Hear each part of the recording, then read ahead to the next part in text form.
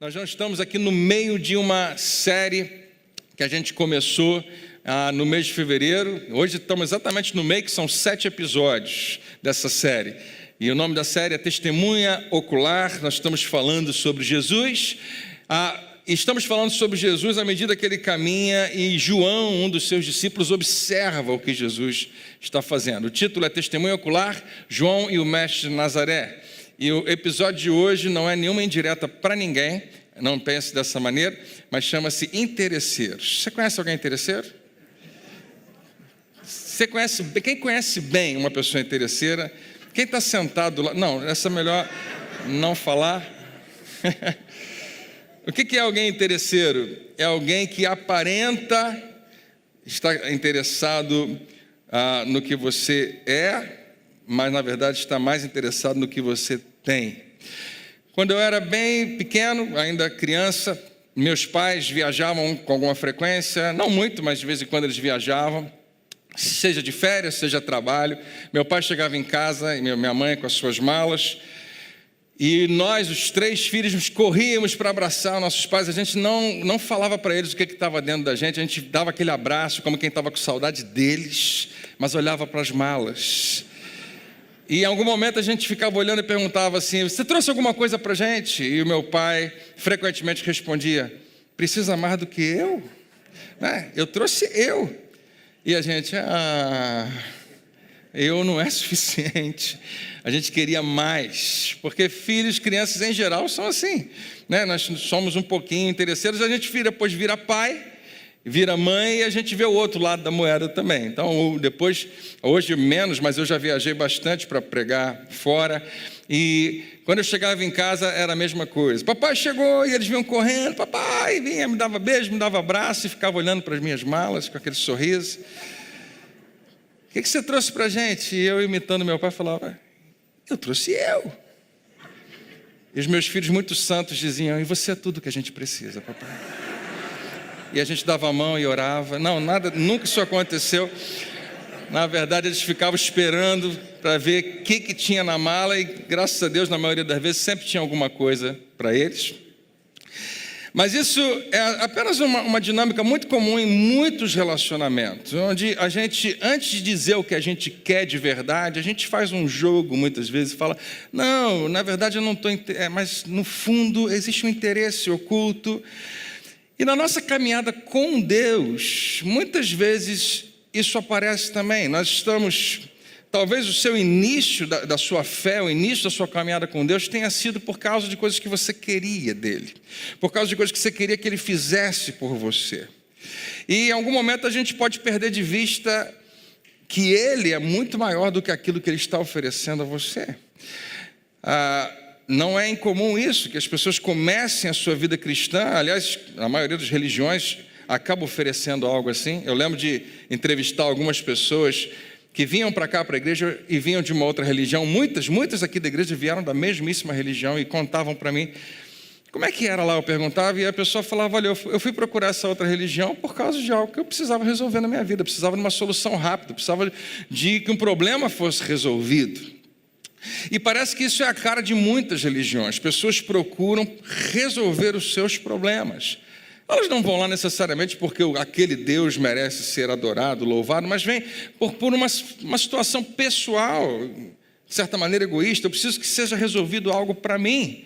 Em algumas religiões, você paga alguma coisa, ou faz uma obrigação, faz um sacrifício, faz um trabalho, faça o que quer que seja, mas consigo o que eu quiser. O que eu preciso fazer para ter o que eu quero? E muitas vezes a gente não percebe, mas isso é expressado em alguns dos nossos relacionamentos. É triste, mas é real. Mas às vezes marido e esposa têm isso, filhos e pais têm isso. E a grande verdade que eu e você precisamos absorver é que você não consegue, na verdade é impossível ter um relacionamento autêntico, um relacionamento genuíno com alguém de quem você está sempre querendo conseguir algo. Com alguém que tem algo que pode te dar ou não te dar, e você quer aquilo que essa pessoa tem. Você não consegue ter um relacionamento real com alguém de quem você está esperando que te dê alguma coisa. A pessoa precisa ser maior do que aquilo que ela te oferece. Mas isso é normal, isso é comum, acontece o tempo todo, muitas pessoas se relacionam dessa maneira. E há sempre uma negociação, é sempre um joguinho. Quando eu quero alguma coisa de você, eu não chego pedindo, eu chego fazendo alguma conversa antes. É um exemplo clássico, é quando você lembra que você precisa que alguém faça um favor para você, aí você vai no WhatsApp, encontra aquela pessoa, ela está lá embaixo, faz muito tempo que você não fala com ela, e você vai lá e você não pede o favor, você pergunta, e aí, como é que estão as coisas? Você não pode ir direto ao assunto, você não pode mostrar para ela que você só lembrou dela por causa do seu interesse. E em geral você vai lá e faz uma conversa fiada no início, né? E depois você chega, por falar nisso, às vezes você deixa para o dia seguinte, né? Para não ficar mal, a pessoa vai sentir que eu só me comuniquei. O que eu estou falando é tão familiar, você sabe do que eu estou falando. Você já teve dos dois lados da conversa, né? Você já teve do lado de cá, de quem pede. E você também já pegou o celular e falou, até parece que quer falar comigo. E aí você sabe, tem um motivo, tem um interesse ali escondido, mas é sempre uma negociação. Mas Deus não. João nos diz que Deus nos amou de um jeito tão imenso, que Ele nos deu tudo o que nós precisávamos de uma vez só, quando Ele deu a si mesmo. Quando Ele se entrega. Ele não te deu alguma coisa, Ele mesmo veio aqui, Ele apareceu, e quando isso sai da sua cabeça e entra no seu coração, tudo muda. Sua perspectiva de vida muda, sua visão de mundo muda. Paulo diz que você vai experimentar o que ele chama de uma paz que excede todo o entendimento, que não tem como explicar, mas é uma sensação de estar completo e inteiro. Você não precisa que Ele te dê mais nada, porque Ele já te deu tudo, dando a sua própria pessoa. E quando você experimenta essa paz, e você conhece alguns cristãos que vivem assim, e você pensa, eu queria viver assim, porque são pessoas que experimentam isso, que você está bem, mesmo quando as coisas não estão bem, mesmo quando as coisas ao seu redor não te dizem para estar bem, mas você vai perceber que não, você não tem controle de tudo, mas há um propósito nas coisas aleatórias que acontecem na vida, nas decepções da vida. Deus está por trás, Ele consegue me manter, Ele consegue me ajudar, Ele consegue me mostrar que o caminho ainda não terminou, Ele tem um final feliz para mim e para você. Nós estamos na parte 4 desse nossa série, Testemunha Ocular, bem no meio, tem mais 3, a gente termina na Páscoa. João, enquanto ele observa o mestre, o rabino de Nazaré em ação, mais tarde ele vai descobrir que Jesus não é apenas um mestre, ele não é apenas um rabino, ele é a luz do mundo. Nós estamos seguindo o relato de João, e a gente tem falado nas últimas semanas que no início, a gente falou, João, ele não seguiu a Jesus por causa da fé, mas ele segue a Jesus por causa do que ele viu e ele ouviu. Ele segue a Jesus porque ele é uma testemunha ocular de sinais. Aliás, ele resume todo o seu relato, principalmente em 7 sinais, que foram suficientes para convencê-lo a seguir Jesus, a se tornar um seguidor, um discípulo real, e convidar eu e você para fazer a mesma coisa. João queria que as gerações futuras, ele não sabia, não podia saber que o que ele estava escrevendo ia chegar até hoje, a mim e a você, 2000 anos depois. A gente está falando dele, a gente está falando do que aconteceu lá naquela região, lá no Oriente Médio, há 2000 anos atrás. Mas se chegasse, ele queria muito que você e eu soubéssemos que aquilo que ele viu, que aquilo que ele ouviu, não era apenas para que nós soubéssemos o que Jesus fez, mas para que nós reconhecêssemos quem Jesus é. Eu acho que eu coloquei isso aqui. Não apenas o que Jesus fez, mas quem Jesus é. Reconhecer quem é Jesus reformula tudo na nossa vida. E João coloca para mim e para você que ele não conseguiu relatar ali, porque eram muitos os sinais que Jesus realizou, mas aqueles que ele escreveu, ele bota, estes foram escritos para que vocês creiam. Diga comigo, creiam. Vamos acordar aí, gente. Diga comigo bem alto, creiam. Agora sim. Creiam que Jesus é o Cristo. João acreditava que mesmo sem você ver, porque ele viu, e ele relatou a você, você poderia crer. E ele te convida a crer no que ele mesmo viu. Creia que Jesus é o Cristo, creia na identidade dele, o Filho de Deus, e crendo, tenham. Mas é aqui justamente que vai acontecer o conflito dessa manhã. Essa é uma pergunta que muita gente faz. Entregar a minha vida a Jesus me traz o que de retorno? O que eu ganho com isso? O que eu ganho à medida que eu me entrego a Jesus? E João explica, você não tem como ganhar algo maior do que isso. Crendo, tenham vida em seu nome. É experimentar uma vida como você não poderia experimentar fora dele. É compreender que mesmo que o mundo inteiro caia ao seu redor, você continua podendo chamar Deus de Pai. Que Ele realmente te garante. Ele já te garantiu, você não precisa de mais nada porque Ele já te entregou tudo quando se entregou por mim e por você. E é essa tensão que a gente enfrenta hoje quando João descreve esse quarto e talvez um dos mais famosos sinais de Jesus. A gente chama da multiplicação dos pães e peixes, ou como eu coloquei aqui, pães e peixes para mais de 5.000 pessoas. Eu queria que você tentasse visualizar o que significa. Quando a gente lê o relato, você vai ver que deveriam ser cerca de 20.000 pessoas. Ninguém sabe exatamente, mas quando alguém resolve contar os homens, conta 5.000. Tinham mulheres e crianças também, e idosos e todo mundo. 5.000 homens significava quase 20.000 pessoas naquele lugar. Se você já foi no Rock in Rio alguma vez, talvez você tenha visto algo semelhante, parecido com isso. Ou em outros lugares, no Maracanã, a gente vê aquele mundaréu de gente, às vezes, antigamente, mais de 100.000 pessoas. A gente está falando de muita gente, de um jeito que a gente não consegue, a gente não vê todo dia. Seguindo o que a gente tem tratado, Jesus agora, na semana passada a gente falou de onde ele estava, ele deixa agora Jerusalém, onde ele estava, e ele segue para o norte, ele volta para Galiléia. Ele fazia esse trajeto frequentemente da Galiléia para a Judéia, da Judéia para a Galiléia. Judéia é onde está Jerusalém, onde é a metrópole, o centro nervoso, comercial daquela nação. Galiléia é uma região mais praiana, mas muito populosa. E ele vai para a Galiléia, mas ele não fica ali apenas, ele chega no mar, ele entra no barco, ele vai mais para o norte ainda, ele quer escapar de todo mundo, ele quer ficar longe de todo mundo. Por quê? Jesus, de vez em quando, se retirava para orar, mas nesse momento ele quer se retirar porque ele está sofrendo. Ele ouviu uma notícia terrível de que o seu primo e grande amigo, João Batista, havia sido morto de uma maneira muito cruel, de uma maneira muito covarde.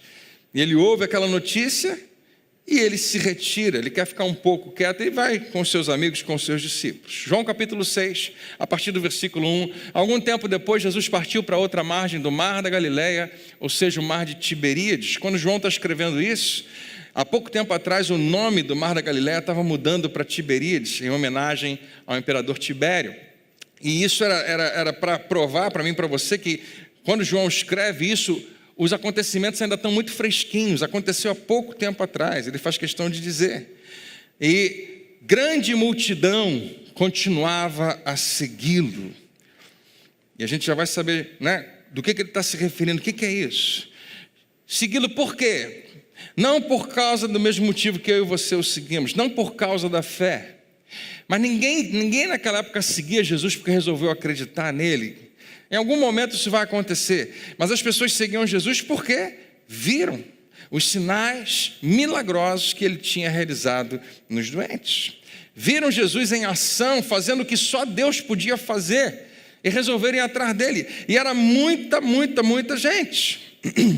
Mas até então, Jesus acha que ele vai ficar um tempinho separado disso tudo, vai ficar um tempo distante da multidão. Ele sobe no monte e se assenta com os seus discípulos. Ele devia estar doido para fazer isso, sentar, descansar e ficar com os seus amigos, discipulando, talvez conversando, talvez apenas desabafando, seja o que for. E João faz questão de colocar algo interessante aqui. Estava próximo à festa judaica da Páscoa. Por que João menciona isso? Porque se você ler a história, em geral, não vai fazer muito sentido essa observação. Não precisava se saber disso, a não ser que João queira explicar algo que vai acontecer daqui a pouco. É muito importante você saber que a Páscoa estava chegando por causa da resposta que a multidão vai dar a Jesus. O que era a Páscoa dos judeus? Diferente da nossa. A Páscoa dos judeus, que é celebrada até hoje, é a celebração da libertação do povo de Israel de muito tempo de escravidão no Egito. Todo mundo conhece essa história. Moisés é chamado por Deus, entra em cena, se torna um grande libertador. Moisés é a revelação do imenso poder de Deus, porque nunca ninguém viu nada igual. As coisas que aconteciam parecia coisa de cinema mesmo, que mais tarde a gente só vai ver no cinema, né? E é isso mesmo que acontece, milagres impressionantes. Cada uma daquelas 10 pragas destruíram o Egito, envergonharam todos os deuses do Egito. Cada uma daquelas pragas tinha um propósito de mostrar a fraqueza de um dos seus deuses. E no final das contas, a última praga, a morte dos primogênitos, falava que o faraó era considerado um deus também. E o primeiro filho seria o herdeiro, seria reconsiderado também como um deus. E tudo isso vai mostrando que as pragas acontecem no Egito, mas na terra de Gósen, onde Israel está, não acontece nada. Todos eles são livres de todo mal. É chocante, é impressionante. Eles sabem que Deus estava em ação de uma maneira muito poderosa. Cada ano ele celebrava a Páscoa e lembrava, que tempo glorioso, que tempo maravilhoso. E a gente precisa festejar, só que agora a gente festeja um sentimento um pouco de amargura, porque nós estamos de novo debaixo de escravidão. Não igual no Egito, mas em algum nível somos escravos, somos sujeitos a Roma. E todo ano eles eram lembrados, a gente precisa de um novo Moisés.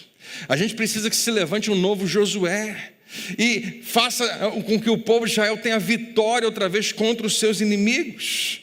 Por isso João faz questão de dizer, olha, o que vai acontecer em seguida aponta nessa direção. Esse povo estava esperando um Messias, um libertador. Levantando os olhos, vendo uma grande multidão que se aproximava, Jesus olha para o horizonte, bem longe, e começa a ver aquela nuvem de gente chegando. Jesus começa a prever o que vai acontecer e ele pergunta a Filipe, onde compraremos pão para esse povo comer? Que pergunta aleatória. De onde que isso surgiu? Tem um monte de gente chegando lá, ninguém tinha falado de comer nada até então. E Jesus chega para Filipe e fala, Filipe, esse povo todo está vindo aí. Jesus, a gente não tem nada a ver com eles. Cada um que se vire para comprar o seu lanche, sua comida. Não, Filipe, eu quero. E onde que a gente vai comprar? Por que Jesus pergunta isso especificamente para Filipe? Filipe morava na área. E eles estavam num lugar extremamente deserto. Jesus realmente se retirou para um lugar bem remoto. Talvez dias de viagem até chegar onde ele estava. Dependendo de onde você estava, se fosse de Jerusalém para Galiléia, de 4 a 6 dias de viagem. Era uma viagem longa. A gente lê em um versículo, a gente lê em 2 segundos. Mas era uma viagem longa. Se você fosse a pé, de cavalo um pouco mais rápido. Dependendo de onde eles estavam vindo, alguns dias de viagem. Longe de tudo, Jesus faz uma pergunta doida, que todo mundo sabe a resposta. Onde a gente vai comprar comida para todo mundo? E Filipe entra na conversa, afinal de contas, é Jesus que está falando, ele faz mais ou menos a conta, a gente está falando de dezenas de milhares de pessoas. Jesus, se a gente tivesse dinheiro, seria muito dinheiro, mas ainda assim não resolveria, porque não tem onde comprar. Qual é a padaria que faz 20 mil pães de uma vez só? Você conhece alguma? Não tem. Então a resposta dele é mais ou menos essa: 200 denários, salário de 6 meses aproximadamente, não seria suficiente. Tinha que ser mais, a gente não tem. Mas se a gente tivesse, não seria suficiente para comprar pão, para que cada um recebesse um pedaço de pão. Jesus, eu estou fazendo uma matemática rápida aqui. A resposta é, não tem nenhum lugar, e se tivesse não seria suficiente. Não há como. Jesus sabia. E João relata que Jesus sabia muito bem o que ia fazer. Outro, eu coloquei aqui? Não botei. Pulei esse versículo. Fez essa pergunta, versículo 6, apenas para pô-lo à prova, porque Jesus já tinha em mente o que ia fazer. Estava aqui antes, desculpa. Eu pulei ele, né? Onde compraremos? Vai pô-lo à prova e Jesus e Filipe responde. Quem está comigo aí, diga amém. Amém. Outro discípulo, um nome muito bonito, irmão de Simão Pedro, tomou a palavra Aqui está um rapaz com 5 pães de cevada e 2 peixinhos, mas o que é isso para tanta gente? A gente não sabe como isso aconteceu. Tem até uma música do 4x1 que diz que esse menino ele está extremamente envolvido naquele milagre. A gente não sabe. Pode ser que Filipe tenha puxado o menino, encontrou no lanche. Vem cá, menino, vamos conhecer Jesus. Jesus, tem um garoto aqui que agora vai ser obrigado a dar o lanche dele para a gente. 5 pães e 2 peixes. Mas no final das contas parece que André está sendo irônico. Uma multidão de 20 mil pessoas, 15 mil pessoas, quantos você quiser. Ele traz, parece que brincando com Jesus, 5 pães e 2 peixes. Era mais ou menos se eu chegasse aqui hoje com um saquinho com 3 pães de queijo e dissesse: gente, café da manhã por minha conta, pão de queijo para todo mundo, aleluia. Aí você ia olhar para trás ficando esperando quem vai entrar ali agora com carrinhos, com pão de queijo fresquinho, entregando um para cada um. Você está pensando nisso agora? E não acontece nada disso aqui. Os meus 3 pães de queijo, a gente vai distribuir eles para todo mundo. E você olhar para mim dizendo: sério, André? É isso que você vai oferecer a gente? Jesus disse: mande o povo assentar-se. E eu acho que isso deve ter sido o momento mais chocante para os discípulos, ou um deles, porque até então, muita gente, vão procurar pouca comida, ok. Está resolvido, não tem como resolver o problema. A gente manda todo mundo embora. 5 pães, 20 mil pessoas, é uma matemática muito simples. Não, manda o pessoal sentar. O que ele vai fazer? Os discípulos devem ter olhado um para o outro e pensado: não tem como. O que Jesus vai fazer? Eles nunca tinham visto, talvez, Jesus fazer nenhum milagre voltado para isso. O máximo que eles tinham visto eram água sendo transformada em vinho, mas não em mais vinho. Não em vinho multiplicado. Eles viam Jesus pegar um elemento, transformar num outro elemento, de uma maneira poderosíssima, revelando o poder de Deus, mas nada parecido com isso. O que ele vai fazer? E quando todo mundo se assenta, alguém fez questão de contar, e João relata, eram cerca de 5 mil homens. Outro evangelista vai dizer, sem contar mulheres e crianças. Por que eles resolveram contar só os homens? As mulheres não mereciam ser contadas? Não, nesse caso talvez seja por outro motivo. 5 mil homens. João está preparando para o que vai acontecer daqui a pouco. Existe uma reação da multidão que mostra por que esse número é importante. 5 mil homens era o equivalente a uma legião romana, a um pequeno exército, mas que fazia um estrago muito grande. 5 mil homens israelitas prontos para a batalha.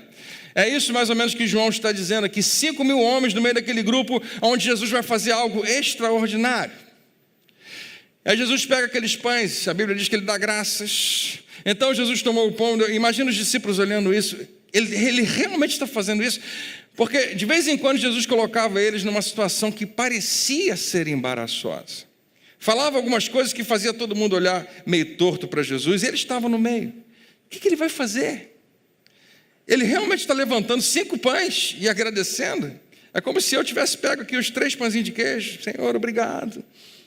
A igreja hoje vai se fartar de pão de queijo. Não, você fala, meu Deus, que coisa louca. Ele realmente está fazendo isso. E o milagre acontece nesse versículo. E João não se ocupa de explicar como ele aconteceu. Só diz que aconteceu. Eu não sei nem se ele sabe como aconteceu, se ele viu como isso aconteceu, mas ele diz que Jesus dá graças e reparte, distribui a todos que estavam sentados, e a parte mais doida, tanto quanto queriam. Significa que se eu te desse um pedacinho de pão de queijo e você quisesse mais, ok, tem mais aqui, mas eu queria mais, tem mais, da onde está saindo? Não importa, tem mais. Até que você comeu o quanto você precisava comer. E fez o mesmo com os peixes. Depois que todos receberam o suficiente, outra versão, todos comeram e se fartaram. Quer mais um pedaço? Não, tá bom, estou satisfeito, estou farto, não preciso mais. Depois que todos receberam o suficiente para comer, disse aos seus discípulos, ajunte os pedaços que sobraram. E alguns acham que é só para praticar boa cidadania, não deixar o lugar sujo. Talvez também, né? Jesus ele não vai fazer uma bagunça dessa. Mas a impressão que eu tenho é que Jesus queria que todo mundo olhasse para o que vai acontecer. É o seguinte, que nada seja desperdiçado. A Bíblia diz, eles ajuntaram e encheram 12 cestos. Eu acho que o número 12 também é sugestivo, porque Jesus queria mostrar algo para os seus discípulos. De pedaços de pão, que originalmente eram 5 pães de cevada deixados por aqueles que tinham comido. E agora todo mundo que está ali, que se não tinha acordado para o milagre, acordou agora. Da onde surgiu essa comida? Eles devem ter olhado um para o outro e perguntado assim, você viu alguém chegar com comida? Você viu alguma carruagem chegar? Algum food truck? Chegou aqui no deserto? Alguém trouxe lanche, a gente não ficou sabendo, mas não tem como, é muita gente, é muita comida, todo mundo comeu. E quem estava lá vai dizer para a gente que foi um milagre. Outros que não estavam lá vão tentar explicar o milagre para você de uma maneira que você entenda e a gente não consegue entender. Alguns vão dizer que não, na verdade todo mundo tinha uma comida escondida, mas ninguém queria dividir, mas quando o menino dividiu, eles dividiram. Outros disseram que Jesus pegou o pão e deu um pedacinho pequenininho, mas fez um milagre, quando botou na boca ficou grande. Cada um tentando explicar o inexplicável, que é apenas um lembrete de que o Deus é maior do que você achava que Ele era, que sim, Deus pode fazer esse tipo de coisa acontecer, Ele faz, e consegue fazer ainda hoje. Aliás, tem algumas donas de casa aqui que experimentaram o milagre da multiplicação, quando a visita chegou e você não esperava, e você não sabe de onde surgiu aquele feijão todo, mas aumentou, né? Milagres que aconteceram. Mas o que está acontecendo aqui, ninguém mais tem dúvida, é muito na cara, é um sinal. E a Bíblia continua dizendo, depois de ver o sinal milagroso, como eles chamam, que Jesus tinha realizado, o povo começou a dizer, talvez uns com os outros, sem dúvida, esse é o profeta, aquele profeta que Moisés havia profetizado sobre ele, que viria. O próximo, o Messias, que Daniel falou, que chamou do Filho do Homem, e profetizou a respeito dele, é ele, só pode ser ele, o ungido de Deus, o Messias. E por alguns minutinhos, e muito temporariamente, apenas por um momento, quem estava ali se desviou da comida, do sinal, do milagre que acabou de acontecer, e olharam para aquele para quem os sinais apontavam, e perceberam a grandeza de quem estava ali com eles, mas durou muito pouco tempo, e em geral dura muito pouco tempo. Quando a gente volta para o nosso próprio egoísmo, volta para as nossas próprias necessidades, volta para o meu dia a dia, o que eu preciso, o que eu quero, eu vou recorrer à religião que sempre funcionou para mim.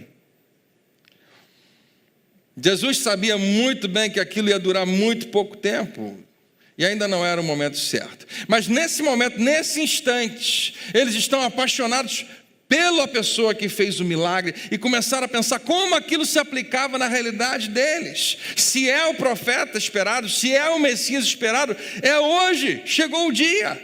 E Jesus percebe.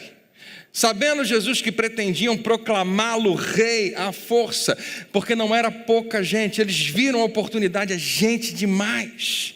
A gente nunca vai ter uma oportunidade como essa. O milagre é grande demais, ninguém pega nada e transforma comida para todo mundo. Ele pode fazer isso amanhã, pode fazer isso depois, nós nunca mais vamos precisar nos preocupar de alguém precisar nos sustentar. Deus está nos sustentando como Ele fez. No passado, você lembra lá no deserto? Eles sabiam da história. Nossos pais, no deserto, não tinham onde comprar comida. E Deus providenciava comida todo dia. Curiosamente, Deus providenciava o maná para aquele dia. E de repente eles olham 12 cestos cheios de pedaços que sobraram e falam, esse que está sendo usado por Deus agora, traz algo que é mais que o suficiente, que sobra, e a gente pode até levar para casa e vai ter sobra, não é apenas o suficiente. Com certeza é um novo tempo que Deus está trazendo. Se o primeiro Moisés foi capaz de libertar o povo do Egito, com certeza esse segundo Moisés vai nos livrar de Roma. Que momento maravilhoso! E eles começaram a fantasiar a possibilidade. 5.000 homens marchando da parte mais norte da nação, descendo para Jerusalém. Quando chegasse na Galileia, possivelmente o número já tinha dobrado, porque eles nunca experimentaram uma oportunidade tão grande, o momento era muito especial. E eles vão recrutando à medida que eles vão caminhando. E claro que todos aqueles israelitas queriam mais do que nunca se juntar a um movimento desse, uma revolução. Quando chegasse às portas de Jerusalém, talvez tivesse triplicado, quadruplicado. 20.000 homens, 4 legiões romanas, prontinhos para tomarem a cidade. A gente só precisa de um líder forte, e aqui está ele, vamos proclamá-lo rei. Não vamos ter outra oportunidade como essa. E isso tudo que eu narrei não aconteceu. Mas Jesus sabia que estava prestes a acontecer. Eles iam tomá-lo para fazê-lo rei à força. O que ele faz? Ele retira-se, novamente, sozinho, para o monte, possivelmente para orar mais uma vez. Só que antes de subir para o monte, ele pega os seus 12 discípulos, coloca dentro do barco. A Bíblia fala que ele meio que empurra eles para dentro do barco, como quem diz assim, porque ninguém mais do que os discípulos queria que Jesus se revelasse o rei, o Messias, o revolucionário. Porque eles sabiam que aquilo ia pegar bem para eles. Eles iam chefiar aqueles exércitos. Eles estavam loucos por poder. O tempo todo eles querem saber qual deles é o melhor, qual deles é o maior, quem vai se sentar do lado de Jesus. Jesus pega eles e fala, não começa a ter ideia não. Entra no barco. Não inventa história. Entra, segue, empurra o barco para lá. E eles nem têm chance de conversar com ninguém. Parece que Jesus já sabia que isso deveria acontecer. E eles estavam empolgados com a possibilidade de marcharem em Jerusalém, sendo dirigidos pelo Messias, pelo Rei, que daqui a pouco vai entrar em Jerusalém, que vai conduzir aquele povo, que vai ser proclamado, bendito o Rei que vem em nome do Senhor, mas ele não entra em Jerusalém para ser coroado, ele vai entrar em Jerusalém para ser crucificado. Bem diferente do que eles esperavam. No final daquele dia, Jesus se junta a eles do outro lado do lago, se reencontra com os seus discípulos, e não para ele, mas para surpresa dos outros, o povo vem atrás. Aquela multidão, quase toda aquela multidão vai se encontrar com eles do outro lado. Mas eles não faziam a menor ideia de que Jesus estava prestes a diminuir muito o número de seus seguidores. Aliás, João faz questão de narrar que naquele mesmo dia muita gente deixou de seguir a Jesus. Interesseiros. Gente que só estava interessado no que ele que poderia dar, que interessava a eles. Gente que estava muito animado com o show de mágica, mas o show terminou, eles perderam completamente o interesse no mágico. Você já deve ter ouvido alguém dizer isso. Eu não sei se você já falou isso. Não, pelo menos não no ambiente da fé, da igreja, do cristianismo, mas talvez você já tenha ouvido alguém falar, não, eu tentei esse negócio de igreja, mas quer saber? Eu não vi vantagem. Eu tentei esse negócio de fé, mas não ganhei nada com isso, não trouxe retorno para mim, eu não vi vantagem. Uma expressão que a gente usa talvez para algumas coisas na vida, mas a pergunta é, será que isso deveria ser usado aqui? Quando eu digo aqui, eu digo em Cristo. Eu tentei esse negócio de dízimo e oferta, mas eu não vi vantagem. Eu desisti disso, desisti da fé, desisti da igreja, porque não vi vantagem. E o que Jesus está prestes a nos dizer é que enquanto, e infelizmente esse é o lugar onde muitos crentes estão, enquanto nós estivermos atrás do que nós podemos ganhar, do que eu ganho com isso, de qual é a vantagem que eu posso tirar, enquanto eu estiver atrás do que eu posso ganhar, jamais eu vou compreender quem está me dando. Quem é a pessoa que me oferece o que me oferece?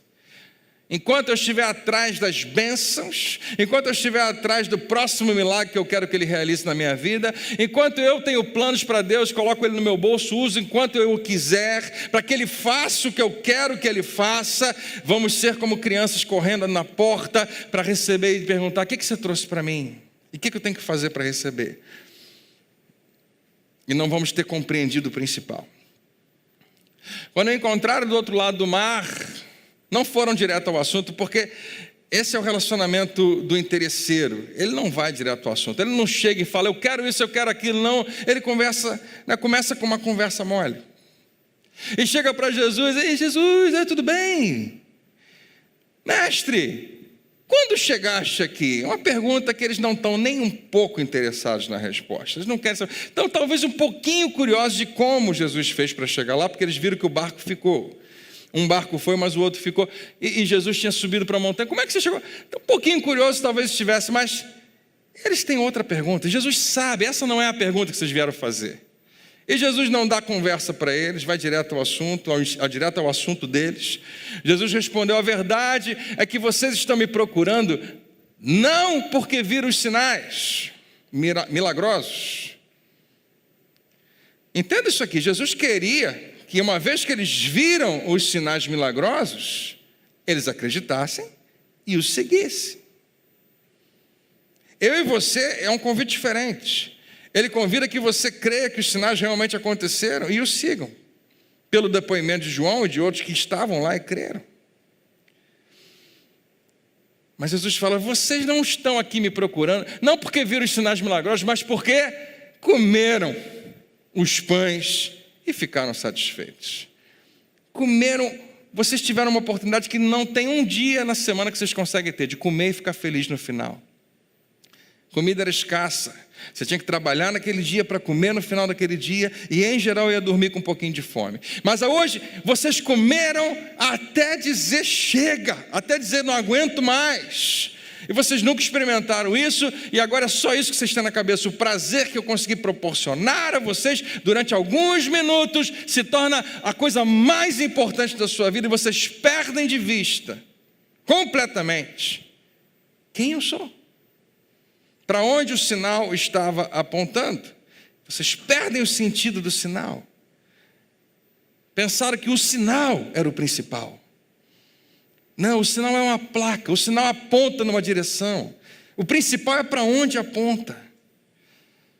Se você quiser ir daqui para Petrópolis, você não chega na placa escrito Petrópolis e fica feliz ali.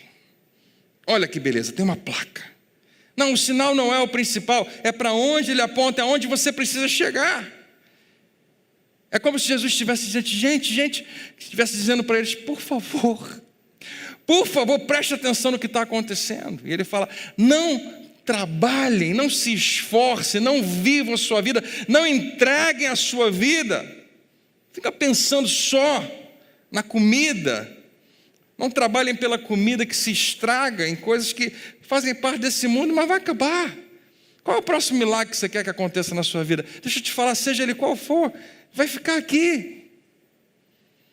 Eu preciso que Deus me dê isso, me dê aquilo outro, resolva esse problema para mim. Ok, faz parte, talvez aconteça no processo, mas deixa eu te falar, não trabalhe, não dedique a sua vida, não se entregue a uma comida que se estraga, mas pela comida. Jesus usa essa figura de linguagem que permanece para a vida eterna, a qual o Filho do Homem dará a vocês. Você nem precisa me pedir. Eu estou aqui para entregar isso a você. Você não percebe o que eu estou oferecendo a você? Você não percebe quem eu sou? No decorrer da sua narrativa, Jesus vai dizer, Deus me autorizou a trabalhar aqui em nome dEle. Tudo que você está vendo acontecer, não sou eu um homem realizando, é Deus fazendo através de mim. Vocês estão vendo, vocês estão tendo a oportunidade que o mundo inteiro queria ter, de ver Deus em ação desse jeito. Mas estão perdendo de vista qual é a realidade do que vocês estão vendo. Tudo que vocês conseguem pensar é em comida. É na satisfação do seu apetite, é na satisfação do seu desejo, é o quanto que para você, não interessa o resto, o quanto que para você eu posso ser interessante. Eles estão ouvindo Jesus falar, mas eles não estão ouvindo Jesus. Estão ouvindo, mas não estão ouvindo. Eles falam, então perguntaram, que sinal? Eles acabaram de ver, não faz muitas horas, eles acabaram de ver um sinal milagroso inacreditável, incrível, grande demais. Que sinal milagroso, eles estão querendo mais, me dá mais, Jesus. Mostrarás para que vejamos e creiamos em Ti. A gente está quase acreditando. O que você vai fazer agora? O que farás? O que você vai fazer agora? Faz mais uma mágica aí para a gente finalmente ver e começar a crer. E assim, a gente pode dar um exemplo assim, vê agora na minha mente aqui, os nossos antepassados comeram o maná no deserto. Jesus está... Vocês só pensam em comida, é isso mesmo? De novo essa pergunta. Vocês estão lembrando de que Deus sustentou os seus pais no deserto com maná dia após dia? Estão pensando que isso vai se repetir agora para que vocês comecem a crer? Porque no final das contas a sua pergunta sempre vai ser: o que eu ganho com isso? O que tem aí para mim? Por que eu devo entrar nisso? Por que eu devo me esforçar? Por que eu devo participar? Por que eu devo me envolver? Por que eu devo me inscrever? Por que eu devo me entregar? Por que eu tenho que andar? Por que eu tenho que seguir esse homem? Eu vou ganhar alguma coisa com isso? Vai ter ganho para mim? Você já teve a experiência de estar diante de uma pessoa muito importante?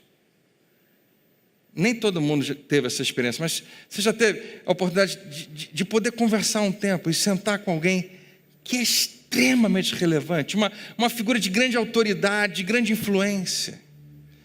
Talvez você tenha tido, eu já tive também uma vez ou outra uma oportunidade como essa, mas uma ilustração que eu gostei muito foi de um pastor que contou, um pastor americano, que teve a oportunidade de sentar com a vice-presidente da Apple.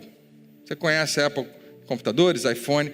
Essa pessoa na época era responsável não por algumas lojas, mas por todas as lojas da Apple do planeta. Ela era responsável.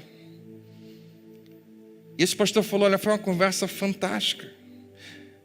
Ela era uma pessoa muito especial, vice-presidente. Sabia tudo de tudo e trouxe princípios de liderança que eu precisei anotar e trouxe perguntas. Foi maravilhoso.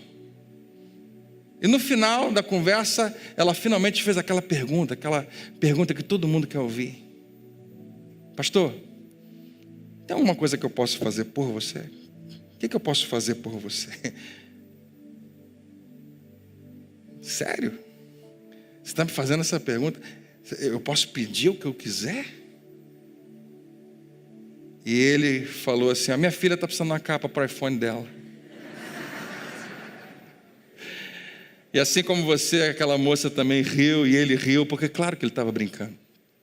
A resposta para essa pergunta é quando alguém muito importante, você tem a oportunidade de estar na presença de alguém muito importante, e essa pessoa pergunta: eu posso fazer alguma coisa por você? Deixa eu te dizer, deixa eu te ensinar. A resposta é: não.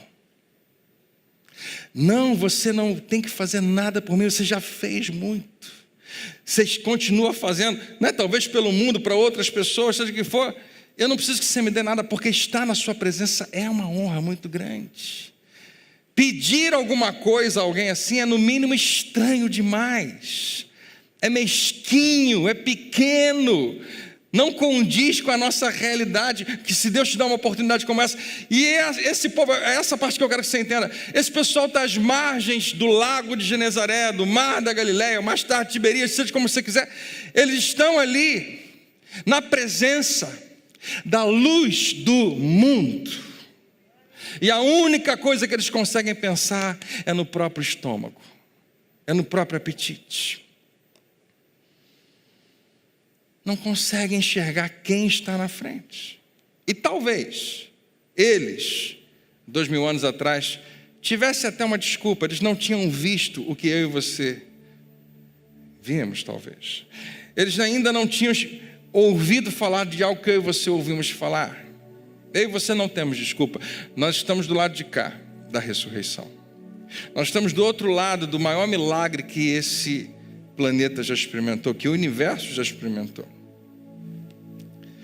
E essa pergunta precisa ser resolvida hoje na sua vida. O que eu ganho entregando a minha vida a Jesus? Se você não sabe o que ganhou, então ainda não se deu conta de quem Ele é. quem você foi convidado a seguir, quem te convidou, quem te chamou para vir com Ele.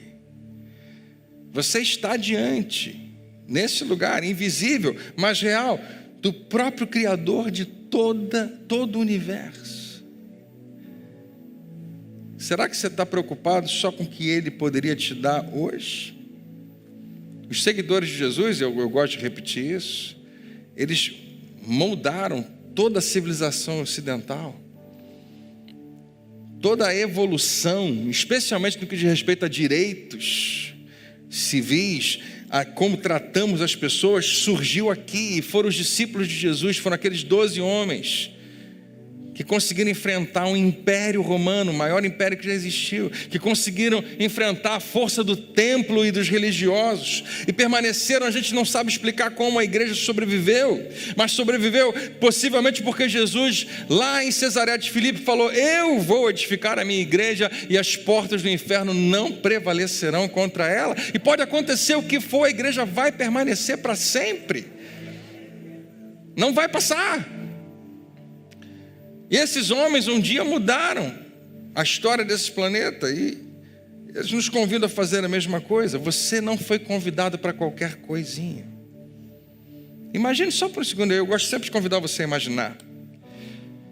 Se pelas próximas 2 semanas, ou qualquer 2 semanas, qualquer 15 dias, cada cidadão, cada cristão de verdade, cada discípulo de Jesus, seguidor de Jesus, só aqui no Brasil, decidisse que não vai pedir nada a Deus, decidisse que vai apenas amar como Jesus amou, que vai apenas perdoar, assim como Ele me perdoou, então eu perdoo, que vai se entregar, que vai dar, que vai contribuir, porque recebeu tudo do seu Pai Celestial. Se por 2 semanas cada cristão no Brasil colocasse os outros em primeiro lugar, ao invés de querer ter o primeiro lugar, eu prometo a você, o mundo inteiro ia perceber que algo aconteceu. O mundo inteiro ia perceber uma mudança acontecendo na história. E eu sei que o que eu estou falando parece ser algo apenas que a gente imagina, é uma utopia, mas eu quero lembrar você, esses homens fizeram isso, 12, bem menos do que a gente, fizeram isso acontecer lá no primeiro século. A questão nunca foi e nunca vai ser o que eu ganho com isso. A questão que a gente precisa responder, que é de primeira importância, é a pergunta que Jesus estava querendo muito que o seu público fizesse. E a pergunta é: quem você acha que eu sou? Porque cada um tinha uma visão diferente, e talvez cada um de nós tenha uma visão diferente. Alguns viram um mágico que pega 5 pães e transforma em pão para todo mundo. Mas depois que o show de mágica acabou, perderam interesse e foram embora. Mas, graças a Deus, alguns ali viram mais do que isso. Olharam para aquele homem humilde, simples, que não falava palavras muito rebuscadas como os mestres da lei, que ensinava com uma autoridade impressionante, que fazia coisas impressionantes, mas nunca queria aparecer, nunca dava carteirada em ninguém. O mais perto que ele vai chegar disso, talvez seja nessa passagem, dizendo: vocês não conseguem enxergar quem está aqui.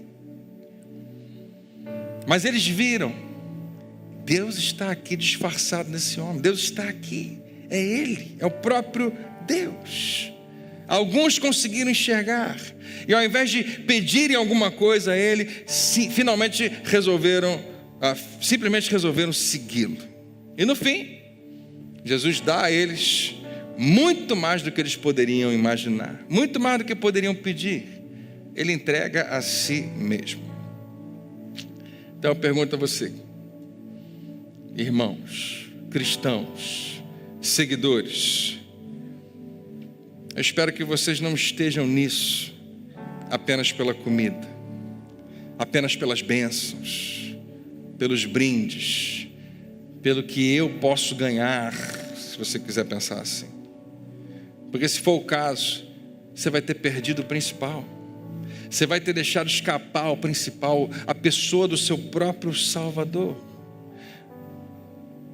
E eu creio que isso é verdade, porque é impossível ter um relacionamento genuíno, autêntico, real, com alguém de quem você está sempre tentando conseguir algo. Você sempre está querendo que te dê alguma coisa. Isso funciona em qualquer nível, funciona de uma maneira muito especial com Deus. E eu queria que você pensasse que você está do lado de cá dessa história. Não pensem em nenhuma pessoa que quer ter um relacionamento com você, mas não é muito autêntico. Pense no seu relacionamento com Deus nesse momento. Quem Ele é para você? Deixa eu te falar, Ele é o Criador de todo o universo. A gente não deveria ficar negociando com Ele. Até porque Ele não tem mais nada que Ele precisa te dar, uma vez que Ele já te deu tudo em Cristo Jesus. Eu quero convidar você a parar de negociar, a parar de dizer: se o Senhor fizer, eu faço. Se o Senhor me mostrar mais um sinal, se o Senhor fizer um próximo. Algumas pessoas estão nesse lugar, que aqueles homens e mulheres lá na costa do mar da Galileia falaram com Jesus: faz mais um milagrezinho e a gente vai acreditar. Se Deus fizer só mais isso que eu estou pedindo, eu vou fazer aquilo, eu vou fazer aquilo outro. Sério, você vai negociar com o Criador de todo o universo. Outra opção é dizer: sim, Senhor, eu vou seguir. É a cada manhã usar as palavras do salmista, dizer: Senhor, eu preciso de Ti, instrui-me e ensina-me o caminho que eu devo seguir, dá-me conselho, dirige a minha vida. Ou fazer como o apóstolo Paulo te convida a entregar os membros do seu corpo para glorificar o nome de Jesus. E a cada manhã dizer: Senhor, aqui estão as minhas mãos, aqui estão os meus olhos, meu talento, meus recursos, o que eu tiver para oferecer, eu entrego a Ti. Não pode ser só meu. Ou melhor do que todos, fazer como Jesus fez no Getsemane, uma oração de entrega que diz: não a minha, mas a Tua vontade. Em outras palavras, apenas siga a Jesus. Não tem desculpas para não fazer isso diante do Calvário, diante da cruz. Nós temos muitos motivos para segui-lo, porque Deus já te deu tudo. Ele te deu o mais importante, Ele te deu o principal. E João vai nos dizer que estes sinais que eu escrevi foram escritos para que você creia que Jesus é o Cristo. Você está entendendo? João está revelando para mim e você: eu quero que vocês saibam quem Ele é de verdade. Tudo que você está vendo Ele fazer aponta para quem Ele é, para a sua identidade. Não importa se foram 5 mil, 10 mil, 20 mil, 100 mil, 1 bilhão de pessoas que Ele alimentou. O que importa não é isso, mas quem Ele é. Quem pode fazer isso? Quem pode alimentar você amanhã? Quem pode te dar graça para experimentar vida amanhã? Você reconhece que Ele... E crendo, tenham. E enquanto alguns crentes vão perguntar: tenham o quê? O que eu ganho com isso? Ele vai dizer: não tem como ganhar nada maior do que isso. Tenham vida em seu nome. Quando isso for suficiente para você, a vida começa, a nova vida começa, a sua aventura começa. Mas até que isso seja suficiente, o teu Salvador vai ser reduzido ao tamanho e à relevância de uma lanchonete, onde você vai lá, abre o cardápio e nunca te satisfaz, porque sempre tem algo que você ainda quer e Ele não te deu. Você vai se ver negociando com o Deus de toda a criação. Não sejamos consumidores, sejamos seguidores de Jesus. Vamos deixar a nossa marca. Vamos ser seguidores de Jesus que deixam a marca dele. Fala para quem está perto de você: você não foi convidado para qualquer coisa, mas para algo muito maior. Vamos ficar de pé. Eu queria que você lesse comigo esse versículo. Vamos lá, todo mundo junto? 1, 2, 3 e... Mas estes foram escritos para que vocês creiam que Jesus é o Cristo, o Filho de Deus, e crendo, tenham vida em seu nome. Glórias a Deus. Não perca a semana que vem o quinto episódio dessa nossa saga, Testemunha Ocular. E vamos caminhar. E semana que vem a gente vai um pouco mais fundo nesse princípio. Mas hoje eu quero te convidar a fazer uma oração muito rápida e muito simples. A gente vai cantar uma música, você vai para casa. E se você permitir, você vai esquecer tudo que você ouviu. Logo que você pisar ali fora. Mas se você puder guardar uma coisinha. Em Cristo você já recebeu tudo. Quando alguma coisa não acontece do jeito que você queria, quando uma resposta não vem do jeito que você queria, quando você não entende porque aquela oração não foi ouvida, quando decepções acontecem na sua vida, Deus continua sendo seu Pai. Esse maior presente que alguém poderia receber na sua vida, você recebeu o privilégio de chamá-lo de Pai. E a gente precisa entender a grandeza disso. A gente não percebe outro título que poderia ter sido colocado, mas não me entenda mal, não estou falando mal de ninguém. Eu sou assim também, às vezes interesseiro também pode ser mimado. Quando você cresce numa vida onde você não tem nada, quando você cresce na experiência onde você tem que suar bastante a sua camisa para conquistar alguma coisa, tudo tem muito mais valor para você. Mas quando você cresce, tudo é dado muito fácil a você, essas coisas parecem que não têm muito valor, a gente não consegue empregar o valor necessário, real daquilo. Você recebeu um presente tão grande, tão precioso, e você não precisou fazer nada. Você não precisou morrer numa cruz, você não precisou deixar que o seu sangue fosse derramado, mas o preço foi muito, muito alto. É muito fácil, sem querer, sem perceber, que a gente perca de vista a maravilha da salvação. Deixa eu te falar, você está em Cristo, você já passou da morte para a vida, não tem mais fim na sua história. Ouça o que eu vou te falar, não tem mais um fim na sua história. Deus pegou você do reino das trevas e transportou você para o reino da sua luz. E se nada mais de bom acontecer na sua vida aqui nessa terra, ainda assim você é a pessoa mais feliz do planeta, porque você recebeu de Deus o maior presente que alguém pode receber. Glória a Ele. Glória a Deus. Eu falei no primeiro culto, e eu não sei se eu deveria ter falado, mas eu acho que é muito apropriado, porque alguém pode me interpretar mal, mas eu vou falar assim mesmo. Eu queria que nós, a Igreja de Nova Vida, eu vou falar Nova Vida em geral, não fôssemos conhecidos por qualquer rótulo. Eu não queria que a gente fosse conhecido porque temos uma música fantástica. Algumas igrejas são famosas pela música, ou porque temos alguns pregadores muito bons, ou porque somos uma igreja equilibrada, ou porque somos uma igreja avivada. Eu amaria saber que eu faço parte de uma igreja, assim como você, que todo mundo olha e fala, eles são maduros, eles deixaram a infantilidade, a imaturidade de apenas querer que Deus faça as coisas para eles. Eles não são crianças que vão até a porta e ficam querendo saber o que papai trouxe para mim hoje. Eles entendem que ter o pai presente é o maior presente que existe. Eu queria que nós fôssemos conhecidos não para sermos famosos, mas para conseguirmos contagiar a muitos de que Deus nos convida a uma vida muito mais alta, muito maior do que apenas ter necessidade suprida hoje. O que Ele nos deu é infinitamente maior. E a nossa oração precisa ser só assim: Senhor, Tu és o grande Deus, o Senhor já fez tudo, o que eu posso fazer?